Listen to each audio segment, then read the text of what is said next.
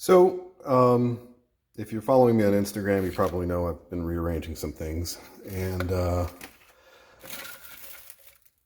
just, filling out my workspace. Came across some really old stuff that I hadn't seen in probably 30 years at least.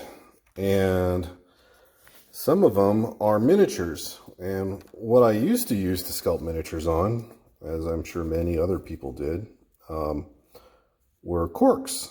I was never a fan of those corks you get at the hobby stores that are plugged into little bottles. The best ones, in my opinion, have always been champagne corks. First of all, they're really wide, very, very thick and dense. They hold really well. You can cut them into different shapes.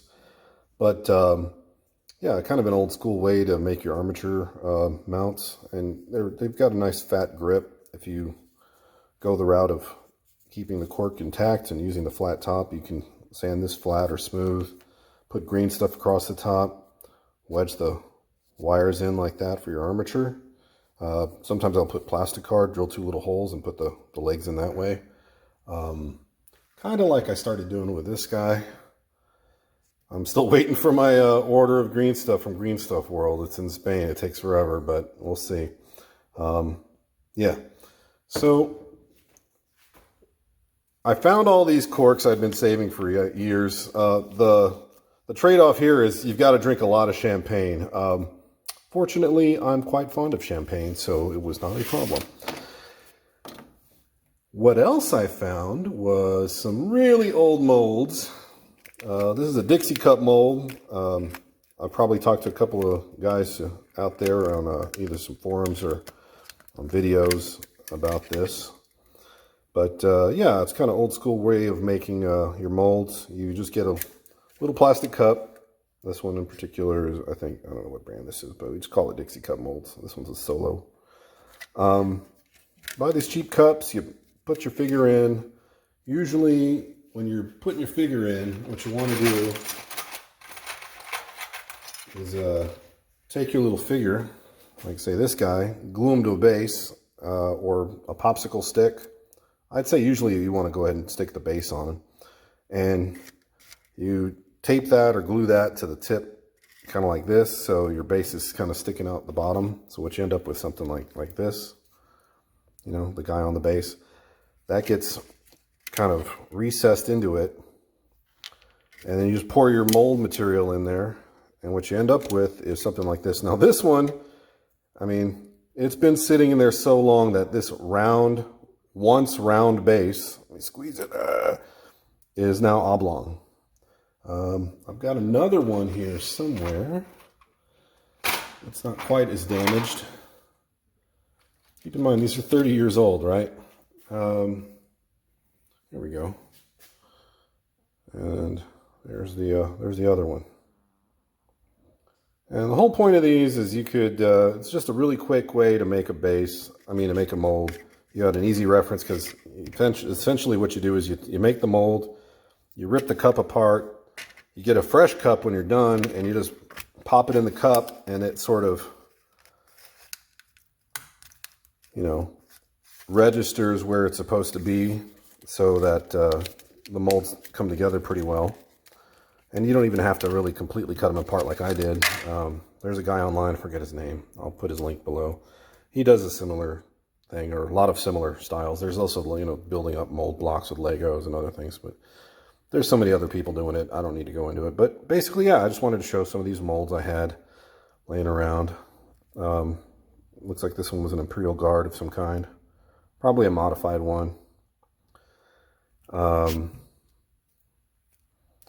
it looks like this one was too. I thought it was like a tech priest or something, but I think they were just little Imperials.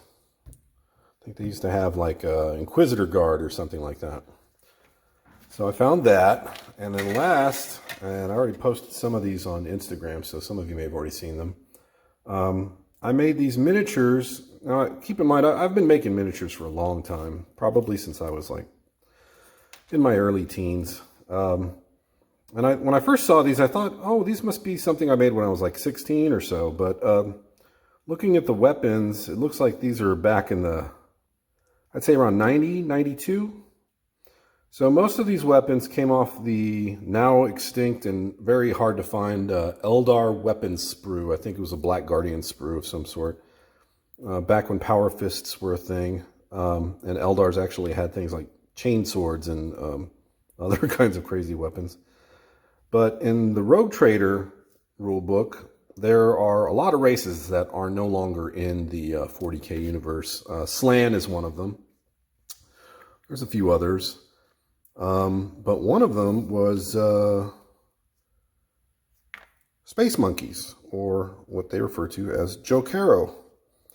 And what Jokaero are, or Jokaero, or however you want to pronounce them, were basically hyper-intelligent orangutans, space orangutans, orange-furred monkeys with blue eyes that were super capable of taking mechanical pieces of junk or anything they found and rebuilding it into something else. And so I wanted to emulate that with, I think we were just doing a quickie game of some sort, and I needed to make some Jokaero, so I just slapped these together. They're not super well made, I know. They have a certain charm. They were just literally slapped onto a, like the armature wire was pushed into some little sausage cuts of, you can even see part of the wire there poking through. Just a little loop of wire and some green stuff. They're just painted right over the green stuff for these. And I just wedged some plastic weapons on them. And there's quite a few actually. I think I've got 9 here. Here's a little guy. He's kind of cute. Let's see if I can get him in here in a shot. I wanted to make him very monkey-like, obviously.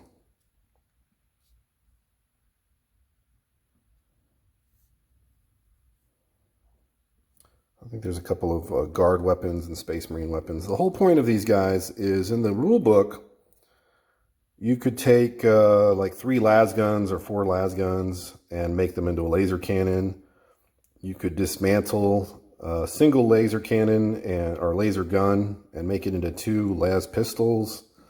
Same thing with flamers. You could use it pretty much any kind of technology you wanted. This is like a veteran. He's got a scar on his face. See? He's all chewed up. They're a little bit orcish almost, but you know, orcs are kind of monkey-like. This one's got, looks like the Eldar Power Fist and a, looks like a Space Marine axe from the 1992 sprue. He's kind of fun.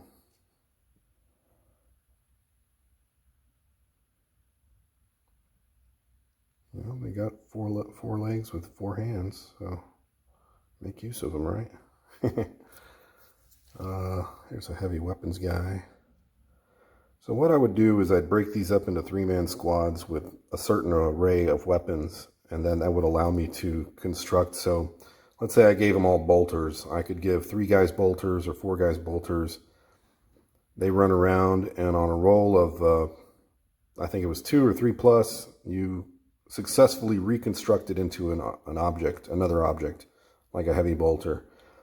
And then if you added another Jokaero, like this guy would be like, oh, I'm going to help you build something, then it was on a 2 plus.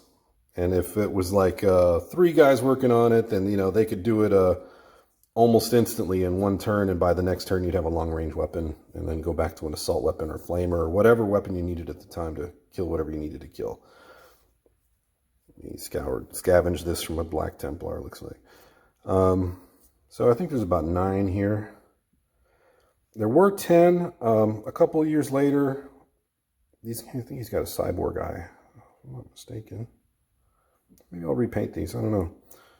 About a year later, or maybe 2 years later, I sculpted another one that was a little bit larger that had, because these are almost squat-like, aren't they? A little mohawk. That was supposed to be the leader, and he had a power fist, an ultramarine power fist, and something else. I think I either sold him or somebody took him, or he just got lost. But yeah, this is all that's left of my original Jokaero sculpts. I would love to do these again, much nicer. Obviously a much better sculptor than what's showcased here. Like I said, I probably sculpted these all in a couple of hours and then painted them just as quick.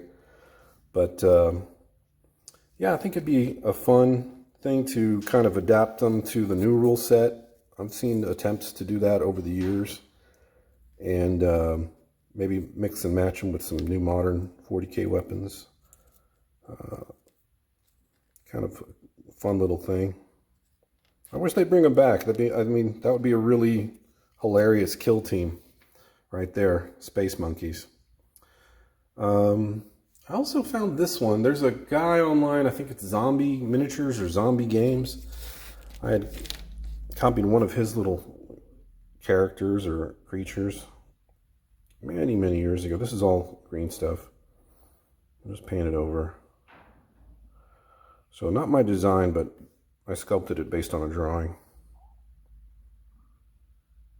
He's kind of teeny tiny. I think he's probably roughly just a little over ½ an inch tall. So not quite 25 millimeter, sort of like a 15 millimeter maybe. He's got a little bit of a, there we go, bend to him. So these are pretty small, just to give you an idea how big they are. Here's a tape measure. Yeah, these are itty bitty. So yeah, it looks like most of these little guys are about 3/4 of an inch tall. Let me see. There we go. From the base of the foot to the head. Maybe even shorter than that on some of them. I'd say roughly 3/4 of an inch.